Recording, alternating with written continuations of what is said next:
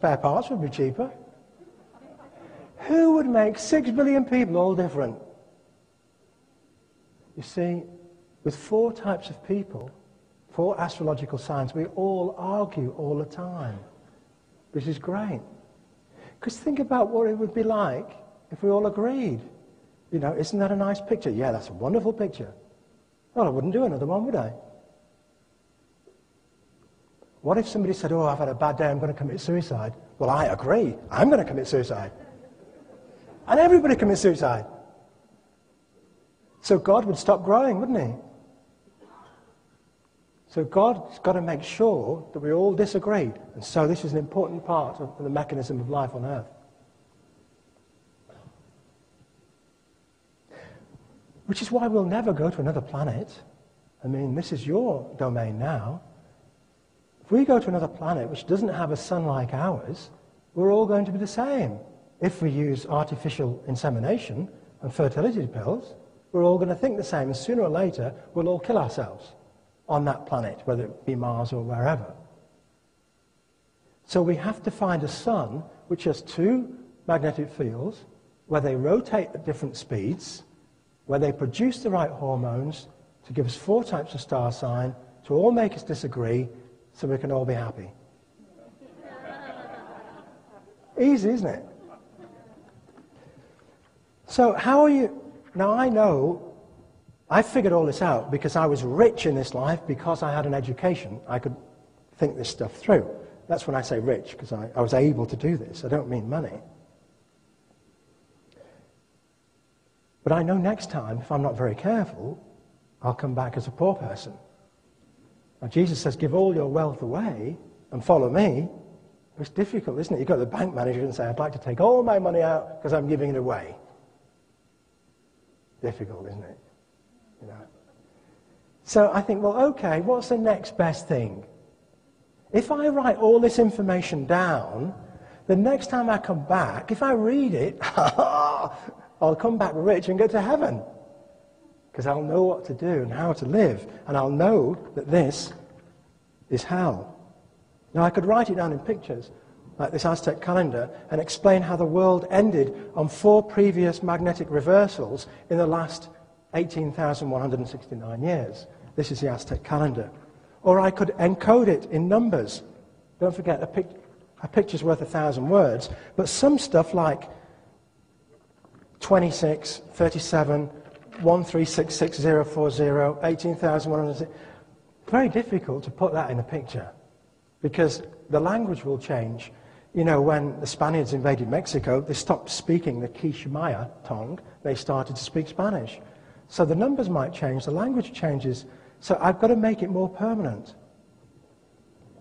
So I need to encode numbers of the sun's rotation, are very important, 26, 28 if you're on the Earth. 37 or 41 if you're on the Earth. 96, that's the number of magnetic sunspot cycles.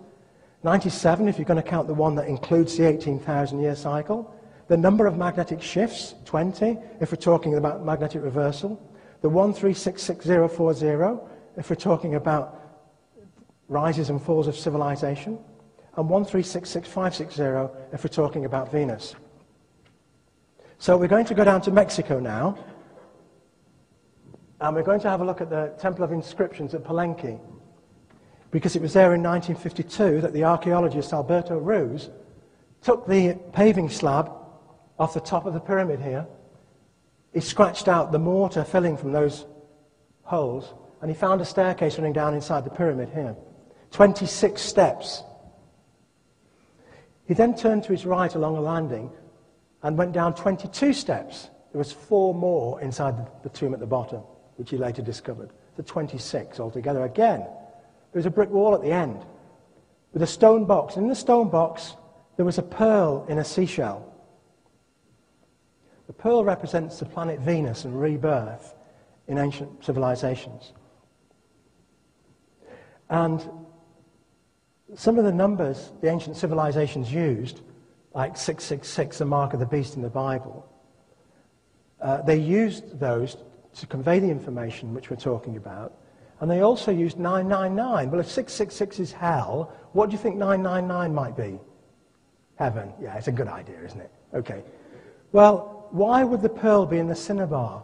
Well, the pearl is Venus, and the atomic number of cinnabar, the powdered form of the liquid metal mercury, is 80. It means it's got 80 protons in the middle. So the pearl in the seashell is number 81. Now, I know that because when I was studying Tutankhamun, he had 143 pieces of jewelry inside his bandages. He was number 144 of the 144,000 that go to heaven, the purified ones in Revelation. So the pearl in the cinnabar is number 81, which is 9 nines. 999999999. So immediately, has this tomb got something to do with heaven? The door to the tomb was triangular. They demolished the stone chest, which had 11 jade beads, 3 red painted shells, and 3 plates. And they entered the tomb in 1952, July. And Alberto Ruz noticed that there was 5 beams holding at the ceiling, 6 pillars on the wall, that the sarcophagus lid here had 2 corners missing. And of course, what's missing isn't missing if you're a Mayan. And what's not missing is missing. And the sarcophagus inside had one of the corners chopped off. So that was the sarcophagus lid. It weighs 5 tons, 12 foot long, 6 feet wide, solid limestone, so big they can't remove it from the tomb.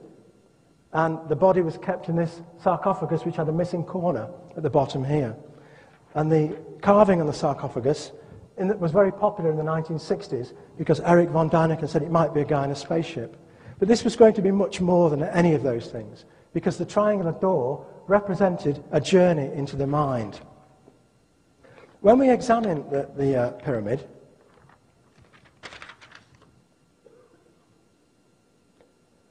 just going back to that picture we saw a few moments ago, the paving stone at the top, there were 2 holes in one corner, 2 holes in the other corner, 2 holes in the other corner, 2 holes in the other corner, and there were 2 plaster heads on the floor, showing the man in the tomb, Lord Paikal. That was one of them, and that was the other one. There were 3 clay plates in the stone chest, 3 red painted shells, 3 sides to the door tomb, 3 jade beads. The man in the tomb, the bones of the man in the tomb, had a jade bead in his right hand, a jade bead in his left hand, and a jade bead in his mouth. And he had a necklace around his neck with 3 levels on it. There were 4 steps down to the tomb itself. The man had 4 jade rings on his left hand, 4 jade rings on his right hand. There were 4 pairs of holes in the slab at the top, and there were 4 concrete plugs or limestone plugs holding down the lid of the tomb. There were 5 pyramid landings, 5 temple stairways, 5 male skeletons, 5 ceiling beams, 5 sarcophagus sides. There were 6 temple pillars, 6 sides of the tomb, but there were no more 6s in the temple at Palenque in Mexico. The numbers 666 were missing. At least they were missing until we had a look at the necklace around the man's neck. And when we have a look at the necklace, we find out we have 13 beads, which is 6 plus 7. We had another 13 beads, which is 6 plus 7, and another 13 beads, 6 plus 7, which gives us the 3 missing 6s, 6, 6, 6, and throws up 3 7s, 7, 7, 7. There's another 7 there, but we're still missing a 7. Here we have 15, which is 7 plus 8, which gives us the last 7 and the first of the 8s. Now the Maya used a bar and dot system to count. 5 was a bar, 1 was a dot was 1, so 5, 6, 7, 8, 5, 6, 7, 8, 5, 6, 7, 8, 5, 6, 7, 8, which gives us the 5 8s, including the 1 from the 15. There were 9 steps at the bottom of the pyramid, 9 pyramid levels, 9 steps at the top, 9 paintings on the wall, and 9 codes down either side of the lid. If we now take 9 of the Maya calendar cycles, they measured time in cycles of 20-day periods, not weeks, they didn't use 7 days, they used 20, 260-day periods, 360-day periods, 7,200-day periods, and 144, that's where their counting stopped.